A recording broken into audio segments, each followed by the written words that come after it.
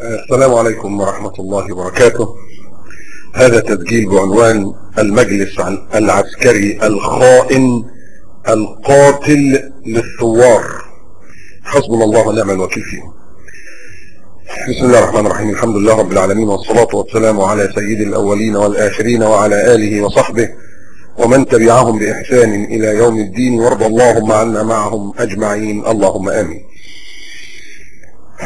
كلنا تابعنا، أنا بعتبرها الثورة الحقيقية، مش ثورة 25 يناير، ثورة 18/11 الجمعة اللي فاتت.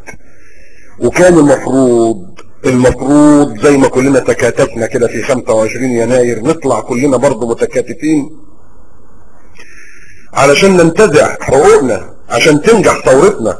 الثورة حتى الآن لم تنجح، وأنا مش هكرر تاني 36 مسألة اخطأ فيها المجلس المجرم المتآمر اللي اسمه المجلس العسكري، مجلس الخونة العميل للغرب. وهذه النتيجة، وانا قلت الكلام ده، انا ما بفتريش على حد، انا قلت الكلام ده، قلت خلوا بالكم الكيان الصهيوني واليهودي هناك بيقولوا وعدنا المجلس العسكري بانه لن يكون اي تغيير في مصر.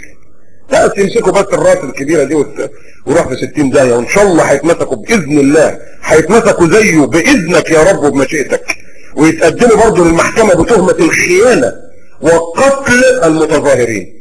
الدماء اللي قتلت دي ايه ده؟ كانوا 2 بقوا 12، واحد يبلغنا 40، الله اعلم. يعني مهما كان ان شاء الله واحد حتى، ليه يعني؟ الله فين المجلس ده بيعمل ايه؟ بيقتل في الثوار. ليه بتقتلنا؟ ليه؟ احنا طالعين بصدور عارية، طالعين سلمية ومعتصمين لانك يا مجلس يا خاين للثورة ما نفذتش ولا مبدأ من مبادئ الثورة. ومش هعيد تاني اللي انا قلته قبل كده. وطبعا يعز عليا ان انا اقول برضو ان عصام شرف هذا خائن زي المجلس العسكري، خان اخوانه اللي شالوه على كتافهم في ميدان التحرير، خانهم هو والوزراء اللي معاه، بس مش كلهم. في وزير شريف قدم استقالته، انك ازاي تقتله في المتظاهرين ومشي، بقى وزير من عندك يا عطام يا شرف يستقيل احتجاجا على قتل اخوانك، وانت قاعد ترطور على الكرسي اللي انت قاعد عليه، فرحان انت بالكرسي، وهو والله ماليش قيمه، ورب الكعبه انت شربت خرج ماليش قيمه، والمجلس هو اللي بيتحكم فيك. حسبنا الله ونعم الوكيل. وتطلع الداخليه تضرب في المتظاهرين. كانت فين الداخليه دي؟ هو الشرطه دي ما تطلعش الا في الضرب. ما بقالكوا اكتر من 9 شهور 10 شهور اهو ما شفناكمش بعد خيانتكم، الخيانة اللي انتوا عملتوها، وسبتوا البلطجية يتحكموا في البلد وما حميتوش البلد، ونكستوا بالعهد وبالقسم اللي اقسمتوه. الداخلية ما بتطلعش الا في الضرب بس، ويضربوا بقنابل خلصانة من سنة 2006. ليه تضرب ابن بلدك؟ تضرب اخوك ليه تضربني ليه؟ وانا بقولها وشرعا جائز، اللي يضربك يا ثائر، اللي يضربك اللي في التحرير اضربه، فمن اعتدى عليكم فاعتدوا عليه بمثل ما اعتدى عليكم، سورة البقرة. لان المفروض ان الشرطة والجيش مش لضرب الناس، الشرطة دي حماية داخلية والجيش حماية خارجية، بتحمونا مش بتعتدوا علينا. لكن يعز علينا اين القادة المسلمون؟ اين انتم يا اخوة؟ المفروض انتوا يا اخوة اللي تكونوا القادة، تقودوا الجماهير اللي موجودة في التحرير دي. ايه اللي مقعدكم في البيوت وفي الجحور؟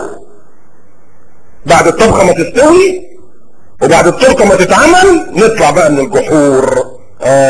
فين حقي؟ لا انا عايز الحتة دي، لا اديني حتة من فوق، لا ما بحبش الجاتو، ما بحبش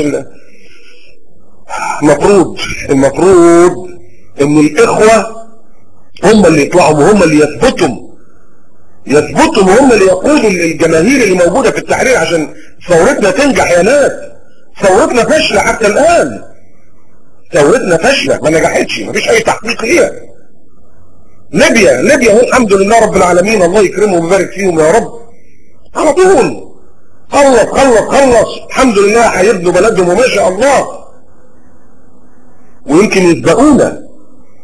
يا اخوة اعرفوا ان دي مظاهرات سلمية لابد فيها من التضحية. ليبيا على عددهم اللي بسيط جدا جدا دول من 40,000 ل 50,000، واحنا 850 شهيد و5000 جريح ومعاق. لابد من التضحيه. انا ما اعرفش الاخوه اول ما يحسوا بالتضحيه يطلعوا يجوا يخشوا خلاص ارجعوا يا اخوانا، احنا بيتحقن الدماء. دماء ايه؟ امال يعني هي الثوره هتنجح كده بجلا جلا؟ ما ينفعش يا اخوانا، ما ينفعش. بص حتى الغرب اللي الكفره عاملين ايه. شوف المانيا عشان توحد المانيا الشرقيه والغربيه وكسروا السور اللي بينهم. شوفوا ايطاليا لما علقوا موسوليني من رجله. شوفوا رومانيا شاوشيسكو هو ومراته. وطبعا في تضحيات ما عمرنا ما هناكلها كده يعني واحنا قاعدين حاطين رجل على رجل. واللي غريب ان بعض اخواني يقول لك معلش احنا عايزين بس عشان ايه؟ عشان الانتخابات. انتخابات ايه؟ هو ده جو انتخابات؟ ازاي يكون انتخابات ومفيش شرطه؟ احنا بنضحك على بعض. احنا بنستهبل ولا بنستعبط؟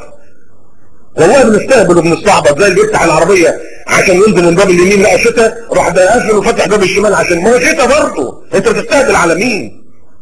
في انتخابات في جو زي ده. واحد مفيش شرطه، اثنين فنون الحزب الوطني موجودين، ها، ومفيش قانون طلع علشان يمنعهم من النزول، ومعاهم مليارات فرقمها مليارات، وشعب غلبان فقير لما ينزلوا كم مليار يغرقوا بيهم.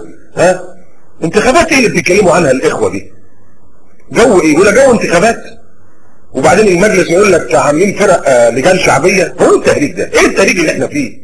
عمر المجلس ما هيخلي فيه انتخابات سليمه، ولو كانت انتخابات سليمه واسمعوا كلامي اهو هيقوم المجلس العسكري ده بالخلاف وهيقلب الدنيا. لا مش هتاخدوها يا مسلمون، مش هتاخدوها.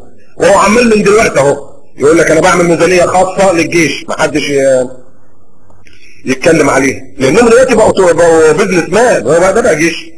هم دول بقوا قاده. ما بتكلمش عن الجيش المصري، انا اعلم ان كثير من الجيش والله العظيم زهقانين من القاده بتوعهم. وفعلا في الثوره الناس انضموا الحمد لله جزاهم الله خير وجم بالبدل بتاعتهم الميري ودخلوا ميدان التحرير. انا بتكلم عن المجلس الخائن اللي بدأ اللي معاه اكتر من 400 شركه. المجلس اللي بدل ما يخلي بتاع ده المصانع الحربيه تنتج حاجات حربيه بتنتج غسالات وثلاجات وبوتاجازات. مجلس عايز يحط ميزانيته ما حدش يناقشها. مجلس عايز يحط مواد فوق الدستور. ما هو عارف ان لو الاخوه نجحوا وخدوا المجلس وخدوا البلد، طب هم هيروحوا فين؟ هيتكشفوا. ما هم كانوا مغروقين في الفساد برضه مع حسن حمارك المجرم، ولا يعني هم اللي كانوا ملائكه؟ الفساد عم مصر كلها ما عدا ده كلام. فعشان كده بنقول اوعوا تصدقوا هذا المجلس يا اخواني. ما تصدقوش المجلس ولا تصدقوا الشرطه. هو لا يرجع المؤمن من ظهر 20-50 الف مره يا ناس. طالع اخ في تصريح يقول وكنت بتصل بوزير الداخليه واتكلمني وقال لي هيسحب مين؟ انت بتصدقه؟ ده اول واحد كان مساعد لغبي غدر المسمى زكي بدر ايامها العيسوي ده اللي كرم امن الدوله اللي كانوا يذللنا وبيحبسونا وبيقتلونا وبيعذبونا وعملهم امن وطن، اللي نازل يقتل ابناء وطنه وابناء شعبه ويضربهم بالنار. ده تصدقوه؟ وتصدقوا لسه المجلس؟ حسبنا الله ونعم الوكيل، حسبنا الله ونعم الوكيل. اقول لاخواني الشباب والله العظيم انتوا الرجاله سيبوكم من بتوع الكلام بتاع السياسه والكلام الخايب، سيبوكم من الكلام ده كله. الحقوق تنتزع ولا تمنح، ولا يضيع حق وراءه مطالب. اثبتوا، توكلوا على الله، ما تسيبوا ميدان التحرير الا لما تاخدوا حقكم، وربنا ينصركم وربنا معاكم، ويعلم الله ان احنا بقلوبنا الدامية معاكم وبدعائنا الخالص لله تبارك وتعالى ليكم. ان شاء الله ستنتصر ثورتنا، مش بالمتخاذلين، مش باللي قاعدين في البحور يتفرجوا ويشوفوا، بالسواعد القوية والهمم العالية. نسأل الله تبارك وتعالى ان ينصرنا على هؤلاء المجرمين الخونة. اللهم آمين آمين. السلام عليكم ورحمة الله وبركاته. 21/11/2011 وجدي بنير.